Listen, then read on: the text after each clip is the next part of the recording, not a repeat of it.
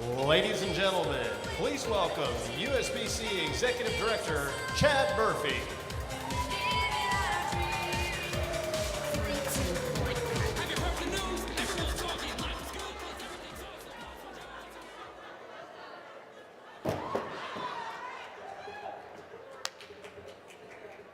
Wasn't that great?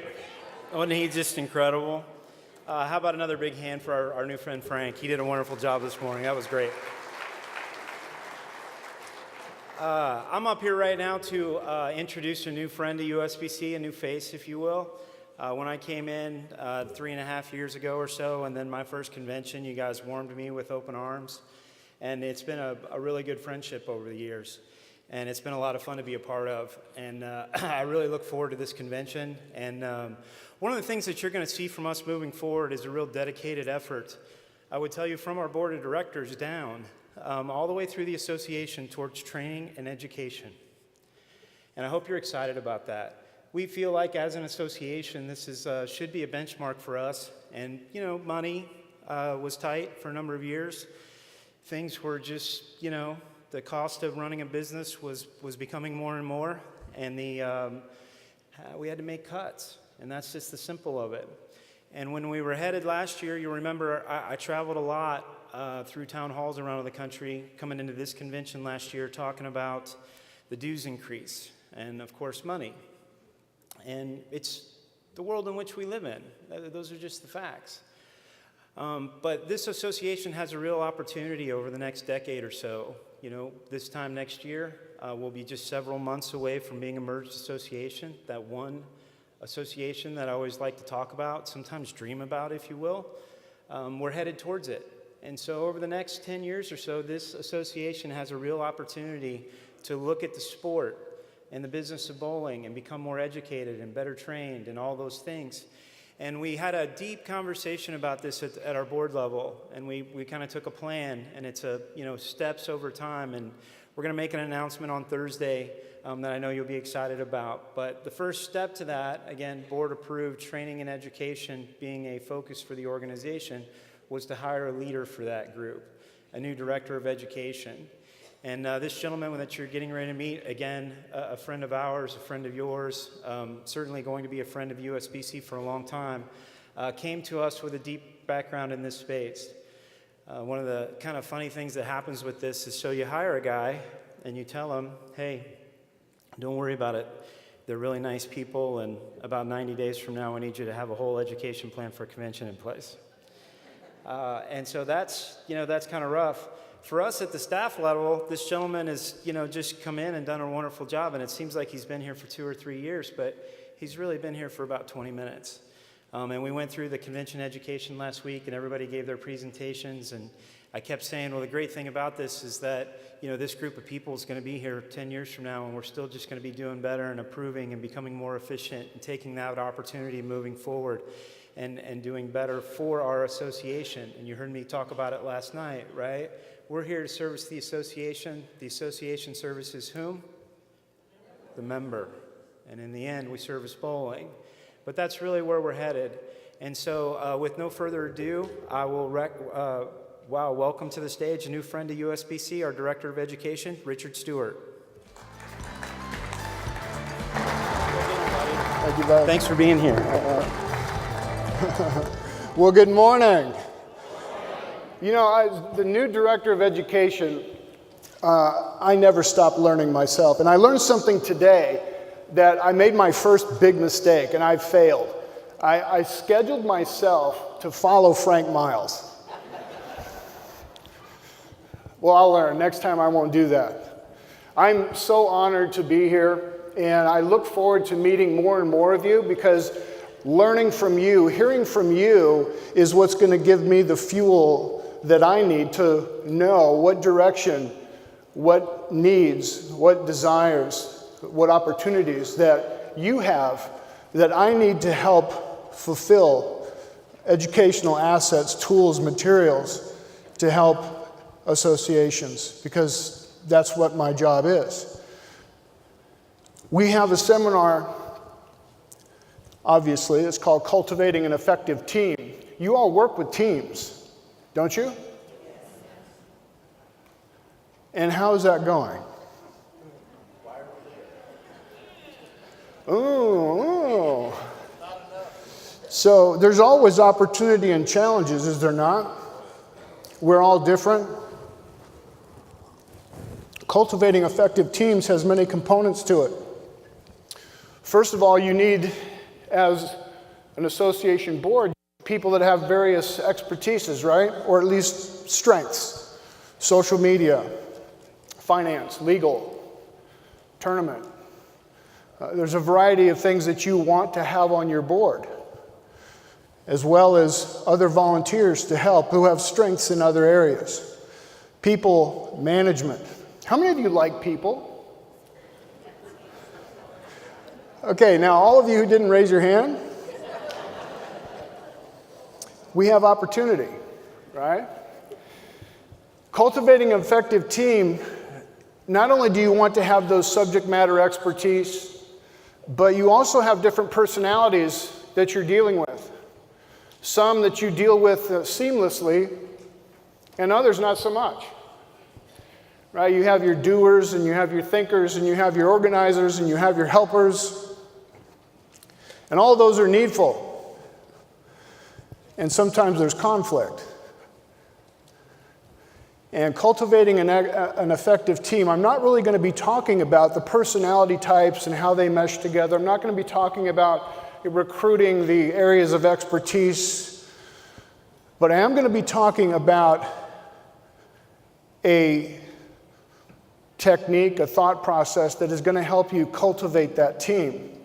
Because the team has goals that they want to execute, right? Within your associations, we have many different associations here with many different goals, needs, aspirations. And you cultivate that team to get things done, to execute, right? Later today, we have a seminar called The Art of Execution, and this is really kind of a setup for that. Cultivating the team is really about taking the blinders off and seeing what you may not see. So I want to introduce you to a couple people, Mary and John. Well, let's just take a look. Nothing further needs to be said.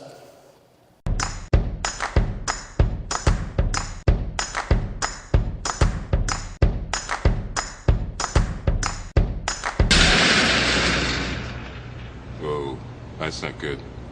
Oh, I don't need this. I'm already late. Somebody will come. Anybody out there? Do you have a phone? No. Sorry. Somebody! Hello? There are two people stuck on an escalator and we need help. Now, would somebody please do something?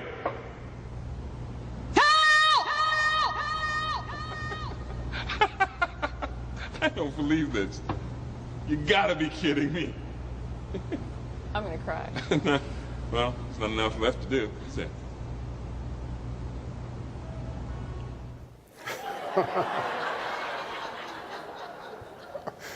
You know, I saw that video, I thought, oh my gosh, that's hilarious. What was wrong with them? What did you want to yell at them?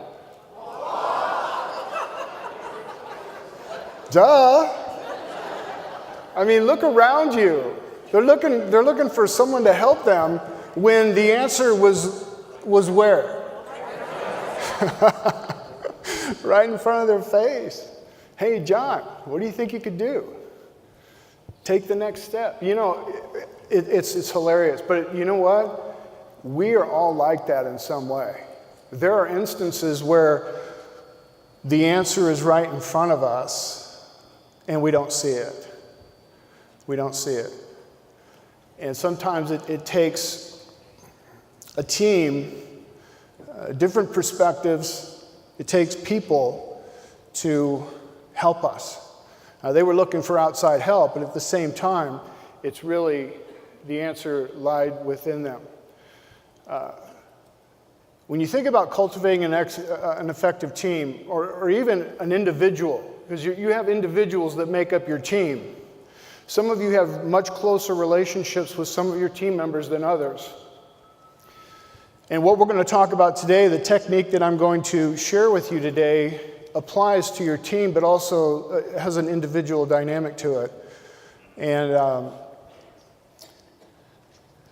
we are going to talk a little bit about what it takes to do that. And when you think about, let's just think about intentionally helping people to improve their performance, enhance their contribution to a goal or a purpose. It takes a partnership. It takes openness. And I wonder if you think about the openness and the partnership that you have with your team, where is it in its level of health? Are you truly open and transparent with each other? Are you truly giving? Frank said that he faced fear when he got over his fear by looking to give things away. And that's where we need to be. But it takes openness. It takes a partnership. Most people are willing to take, right? My worldview is that we are very selfish. That's my worldview. And it takes a lot of work to give away, to be aware and desiring to be watchful and see what the needs of others are. You think about a farmer, for example, has to be very watchful, right? The farmer is very watchful over the field. He knows when rocks come up from the last season's plowing. He has to be aware of the nutritional value of the soil, what it may need. He knows when it's time to plant and is watchful, ever watchful. Now, obviously, the farmer isn't working with people, but it's a good analogy of being watchful over a field, something that yields fruit. And our teams can only yield valuable fruit if we are just as watchful. I used to work in the health and fitness industry. I was a director of education for the National Academy of Sports Medicine, for instance. I used to train people, train trainers, certify trainers. And when you think about the fitness industry, when you train somebody, you have to know what their body can take. You can't start them out like everybody else. You can't just get a fitness routine and have it work for everybody. You have to know that individual's body. What can that body take? What are the physical limitations?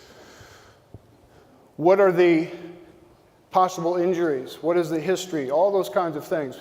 But you know what the most important thing is to understand the reason why. People would tell me, I want to lose weight, or I want to do this or that. And the most important question is, well, why do you want to do that? Well, just look at me. I need to lose weight. Well, okay, that's fine, but why do you want to lose weight? And sometimes it comes to the point where, I can't move and I want to play with my grandchildren. So the real reason I want to move and play with my grandchildren, that was the goal. Losing weight, just get me there. And when we deal with our teams, when you deal with individuals, you need to know each other, be open and transparent, and work together to work toward that goal. Working with people is hard. To cultivate an effective team, it takes everybody to be bought into that team, doesn't it? And I guarantee you, I know this, because it's universal, within your boards, within the people you work with, there's conflict. There's people in your board that gave up because possibly someone else runs the show, domineering. I'm just going to be quiet. Right? And it can't be that. Someone has to face their fear and step up and say something. You have to take a risk, like Frank said, for new opportunities to open up.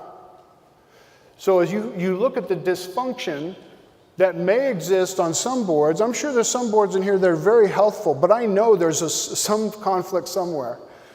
And we have to face those things and move forward. So it takes that openness, it takes transparency, it takes a team effort. And it takes people to step up and ask questions. For example, let's say that the board member who's domineering, oh, it's just messy up here. And someone is just quiet because I gave up. I can't overcome that. What if I were to take that person apart and just ask on the side sometimes, say, hey, John, you know what? I'm really afraid to say anything. Why do you, in my perspective, why do you dominate so much? Is that taking risk? But it opens a dialogue. And you have to take those risks. Or you're not going to go forward. You're not going to go anywhere. You know, how many of you, most of your hands went up when I said you got a key takeaway from Frank, right? So let me ask you a question. As a result of that takeaway that you got, that thing that impressed upon you, how are you going to be different as a result of that moment? I want you to think about that right now. Whatever most impressed you, how are you going to be different as a result of that? What actions are you going to take? Now, don't just sit there looking at me. I want you to be thinking, what am I going to do? How am I going to be different? Most people will see a person like Frank. He was amazing. I am just tickled to death that we brought him here. But most people will see something like that and think, oh, how cool that was. And they'll walk away unchanged. It's like most people read a great book, and you know what? 95% of that book goes back on the shelf. We need to think, we need to explore, and we need to step up. Thomas Edison, he believes that 5% of people think, 10% of people think they think, and 85% of people would rather die than think. I don't know if that's true or not. But you know what? What does the word think mean? It means to reflect, meditate, contemplate. And you know, the truth is that many of us don't take the time to think and really reflect and meditate and, if you will, brainstorm. We just do what we always do. We accept the way things are. What did Frank say about being good? Do you remember that? What did he say? Yeah. We accept being average. We accept the way it is, and we don't want to move forward. Well, we're going to talk about a technique, really a coaching technique. When I talked about being a trainer and a coach, now when I say coaching, what do you guys think about? You think about the Team USA and coaching, right? That's not what I'm talking about. We're going to talk about coaching. And I want to tell you how coaching came about. It's really a technique to help people think, your team, to think through things. And this book by Timothy Gallwey, The Inner Game of Tennis, this is an educational moment, okay? The Inner Game of Tennis was written, and it really was the genesis of business coaching, life coaching, as well as had a significant impact on sports coaching. I'll tell you what he did. He had a group of elite tennis players, and he did a little experiment. He brought in some coaches for them who knew absolutely nothing about tennis. Isn't that weird? They were actually soccer coaches. And he brought them in, and they knew nothing about tennis. And what ended up happening, when a tennis player made a good shot, a good forehand or a good backhand, and then the next set they made an error on the same shot, the coaches would say, hey, come here. What do you think was different about that backhand that failed versus the one that you made a good shot at? And the athletes were like, well, aren't you just going to tell me what I did? And he's like, no, I want you to think. What was different about that shot? You tell me. And this was like the biggest light bulb moment that happened in the coaching industry. Because having people find the answers within themselves is much more powerful than telling people what they should do. Do you understand what I'm saying? So if you have a worker comes up to you and says, you know, I just can't figure this out. Can you tell me what I'm doing wrong? Well, I want you to think about it for a minute. What do you think you're doing wrong? Those kinds of things are very, very powerful. And this book really was the genesis for the coaching industry. Now, you might be saying to yourself, what are you doing telling us about coaching? Well, coaching is a very powerful tool. In fact, it is now believed that there's no other human development process that influences and changes behavior as effectively as coaching and helping people, asking questions to help people find the answers within themselves. You know, Frank's a great juggler. I saw an experiment one time when people were coached to juggle, and they were told, okay, don't only throw the ball up, you know, a foot and keep it closer to your body. That's really instructing. Coaching, it would be like, when you try it, go ahead and try it. Now, what do you think you should do different since you dropped that ball right away? And helping the people to figure it out themselves. The imprint of that process is much more powerful than telling someone what they should do. Now, I'm not belittling teaching. Teaching certainly has its place.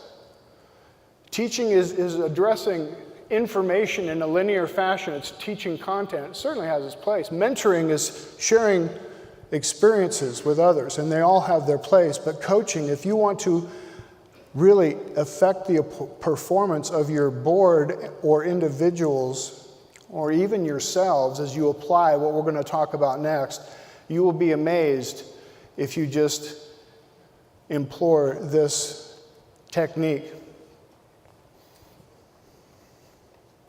Coaching is really being focused intently on your team or an individual and being curious about their goals. How many of you have clearly delineated goals and objectives for your association? Raise your hand, please. Really? Okay. So there might be some need to clearly define some goals and objectives for your association. Being insatiably curious about that is something that all of you should employ and be interested in. Coaching is all about asking explorative questions that demand people to think and really not just do what we've always done. It's about listening deeply to people. You know, there's many different levels of listening, aren't there? I mean, I listen really well at work. Then when I get home, I'm challenged. But coaching is about asking questions and listening deeply and being curious about someone's goal and helping people to move forward. Some of you in here would be very good coaches. Some of you probably have that knack already, but every one of you in here can take away this model and grow. The Grow coaching model is simply a process, and you will be getting this model. You'll have a copy of the Grow model, and you'll be getting other things that support this seminar and other seminars. How you're going to get it, I'm not going to tell you, but you'll have it before you leave the convention. But the Grow model is simply an acronym for goal, first of all. If we sat down as a board and said, hey, what do we want to achieve? I mean, what is the ideal? What is our objectives? Where do we want to go? And have everyone really brainstorm about that. What is the most important thing for your association today? What is that? What's the goal? I mean, there's a lot. I'm hearing other things. I'm hearing retention, and it depends on your association, right? I think retention is probably a big one. Youth? But the bottom line is, what is it for your association? That first step of just asking the questions and not just listening to someone saying, well, this is what we need to do, but having everyone invested in this process. What is it that we really need to do? What is the goal? Number one. Number two, what is the reality? Where are we today? What is the assessment?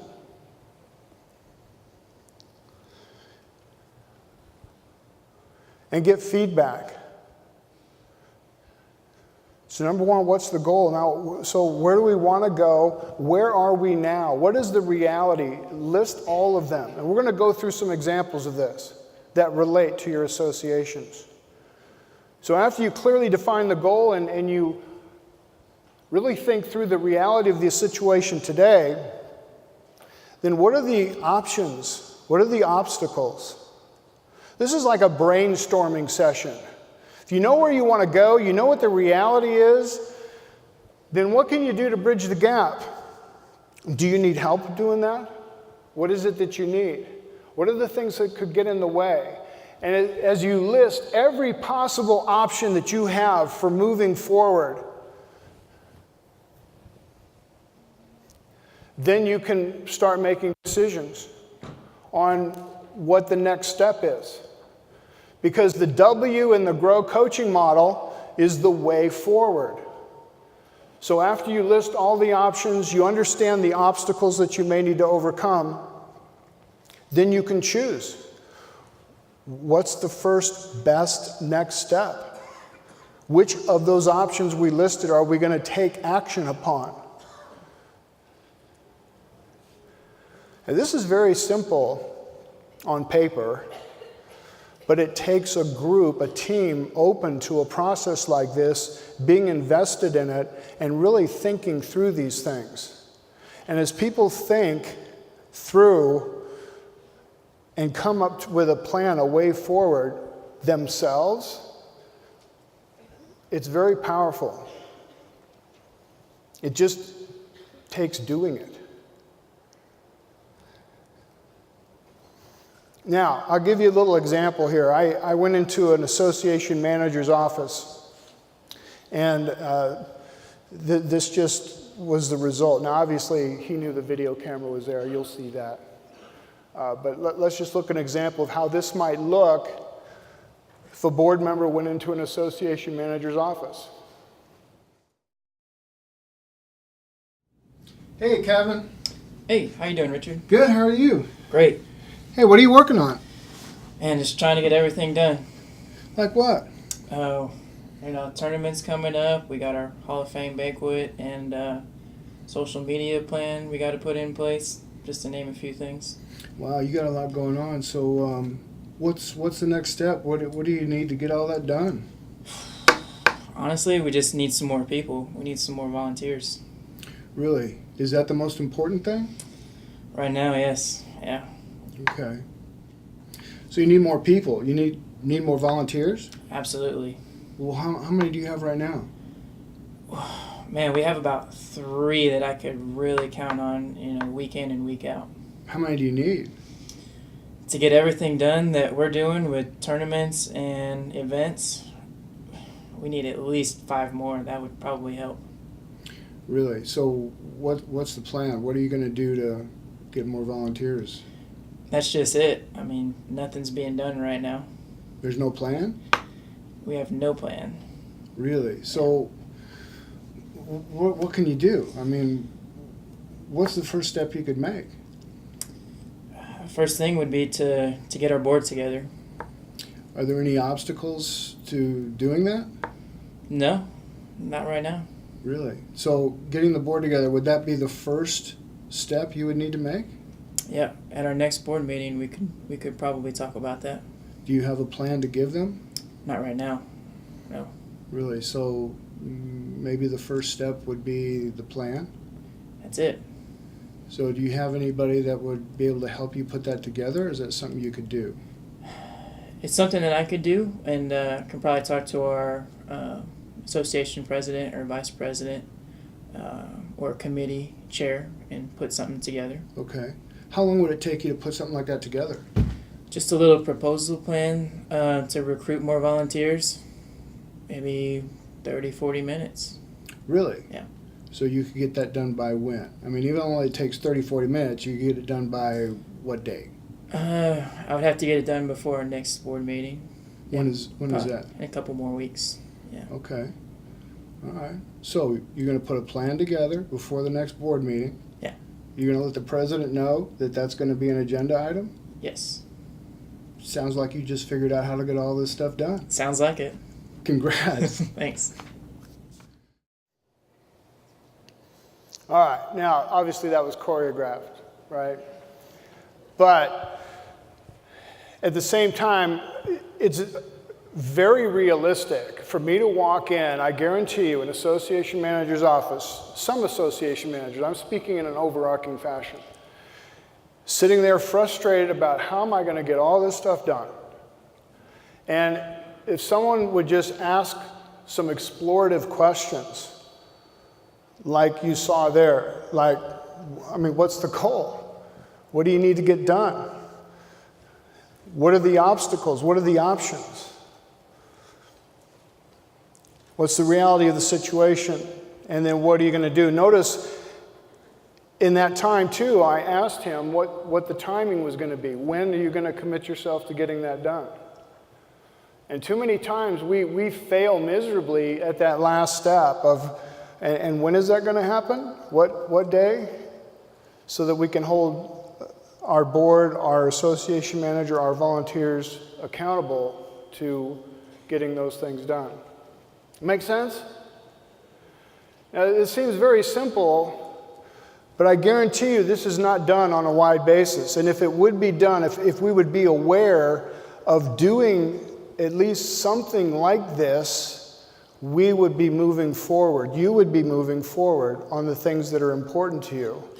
And from what I saw earlier, even the first step of having a clearly delineated goal or strategy seemed to be a needed step. And then go from there. So let's look, I'm gonna coach through a couple examples here.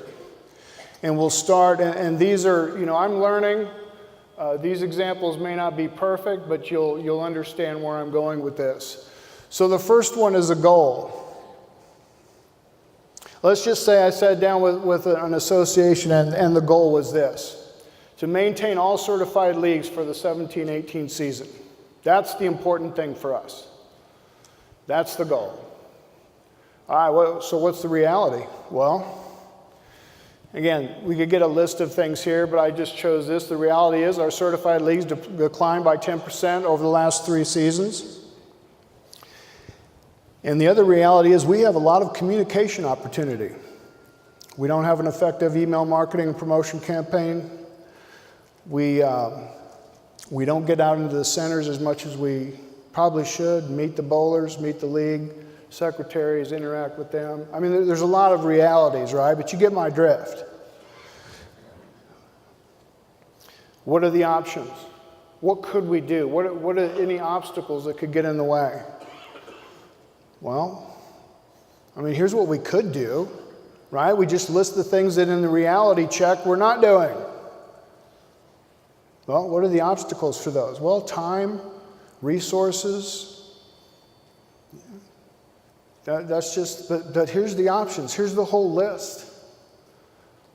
And then from that exhaustive list, which this isn't, but you can stay with me, then what's the way forward? What can we actually do? What's realistic? Well, you know what, we really could assign center representatives. We've not done a good job with that. Or maybe we've done it before, it just faded away. We could attend more league meetings. We just, again, haven't followed through with it. I think those are realistic for us to do. Again, what are the most realistic things you could do to commit to move forward? And then I would ask that association, well, okay, well, how committed are you to doing this? On a scale of 1 to 10, how committed are you really to doing those two things? Where are you? Well, I'm a 10, or I'm an 8, whatever it is. So what do you need to do to assign the center reps? You see what I'm doing? Simple, but largely undone. Let's take a look at another one. So let's say the goal is to acquire 5 volunteers for the expanded 18-19 event calendar. Same technique. That's the goal. That's the most important thing for this association. So what's the reality of the situation? Well, we've got 2 volunteers, and this is like on the video, right? But we haven't had any volunteers in 2 years. Biggest reality is we're not asking anybody. We're not putting ourselves in the position. But the bottom line is we're simply not asking. Okay, so what are the options? I mean, it's easy. These are the options. We need to not miss these opportunities. We need to ask. We need to get out to the leagues. We need to get out to the centers. We might even want to have a league bowlers celebration, tournament, recognition, affirmation. It's all about communication and relationships. All right, so out of all these options, what are you going to do? What's the most realistic? Let's commit to the best next step. Same kind of thing. Am I hitting any realities here? Does any of this apply to any of you? Any of your associations? But time is an issue, right? Resources are an issue. Okay, well, how do you get past that? How do you best utilize the time that you have? You all have big hearts. You all are invested in your associations. You're volunteers, most of you. And you're passionate about this sport. There is no doubt there. So, you know, I wrote on the share wall myself, and my quote up there is, "Passion is reflected in the mirror of action." I've met a lot of people before and told them they were passionate about X, Y, and Z. And you know, when I looked at their behavior, I looked at their actions, guess what I saw? I didn't see passion. Passion is reflected in the mirror of action. So whatever time constraints you have, whatever resource limitations you have, what can you do within those to move the needle 1 inch forward? 1% forward. What is that? Let's do one more. We want to do something to enhance our efforts of focus on youth. You know, and let's just play along with me here. When I went into this association, they didn't have any idea. We just know we just merged and we want to do something for youth because we're like, we just haven't been doing it. And that's really the reality is there's no time, there's no resources, there's no specific focus. This is all new. And you just go through the same thing. Well, what are the options? What could you do? What's realistic? Let's just list everything we could. Well, we know the IBC Youth has this Bowler's Ed program. We don't have to do much of anything. We can just contact all the schools in our district and give them the information. Is that something to focus on youth?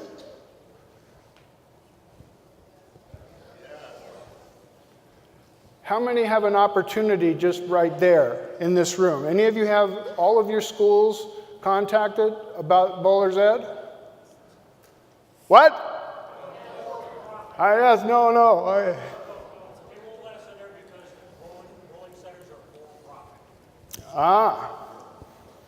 The bowling centers that's interesting. Yeah, well, like I said, but the effort, you've tried, right? You've got your answer. There's a lot of people in here that don't. Again, so what is the way forward? What is the commitment level to do that? When is it going to be done by? Again, this is a simple technique, a grow model of coaching. And effective teams are made up of individuals committed to grow and open to being coached or open to coaching. Within your board meetings, within your meetings, one-on-one, employing this kind of a technique to think through the goal, the reality, the options and obstacles, and the way forward is very powerful. But again, it takes openness, it takes partnership to do that. Now, you guys aren't professional coaches. You know, you're not coaching in the formal sense. But really, employing this grow coaching model is something that you really should do. And again, you're going to be getting the grow coaching model. You'll have that as a reference, and as well as a list of high-quality coaching questions. And you know, some of the best questions are the most simple. By the way, there's another book I'd like to recommend to you. If you have your journal out, you want to write this down. It's an amazing book. It's called Change Your Questions, Change Your Life. Questions are the most powerful thing we have. I meet too many people that just tell far too much and don't ask enough questions. It's been an effort for me to ask questions of individuals in order to show them I'm interested in them. That develops influence and it develops opportunity. And I would implore you, the level at which you really transparent and know your other board members, that'd be something you could invest in.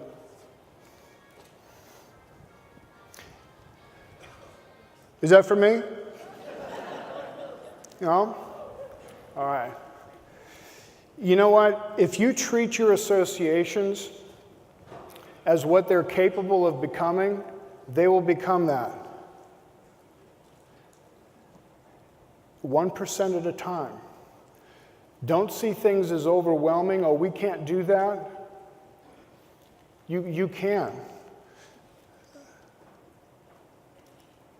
If you treat your associations as the way they're capable of becoming, they will become that. And understand this. I know some of you in here are also saying, well, I can't do that. I'm not a coach. I'm not a professional. Just hear me. The power of coaching does not lie within the coach. The power lies within the process. And if you just follow the process at whatever level, you will find fruit, like the farmer in watching his field and caring for it. There will be fruit. It just depends on how much. So cultivating an effective team, it takes people. It takes all kinds of people. Legal expertise, social media expertise, finance expertise, all of those things, all the personalities that come with it. But it also takes this model of asking questions and making sure that that team is always moving forward and always being cultivated to bear more fruit. And it can only happen with something like the grow model that I have shown you and shared with you today. Making sure that we always have a clearly delineated goal or strategy.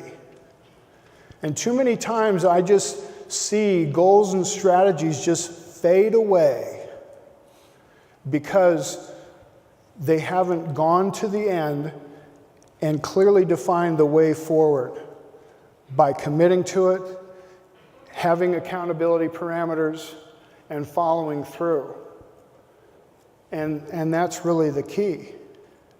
Now this afternoon, if you're not going to be there, we have the art of getting things done. It really takes what we've started here and shows you the most powerful disciplines to execute on strategy. Mr. Larson and I will be doing that at 4:15 today in this room. So let's do this. I'm going to finish with this statement, then I'll take any questions that you may have. Understand that coaching is unlocking a person's or a team's potential to maximize their own performance. Asking questions, explorative questions, with your team, with your board, with individuals, helping them to think through something themselves, not telling them what to do, but thinking through it as a group, helping them maximize their own performance. It's helping them to learn rather than teaching them. It's a very, very definitive difference between telling someone and having them learn for themselves, or learn as a group as you ask questions.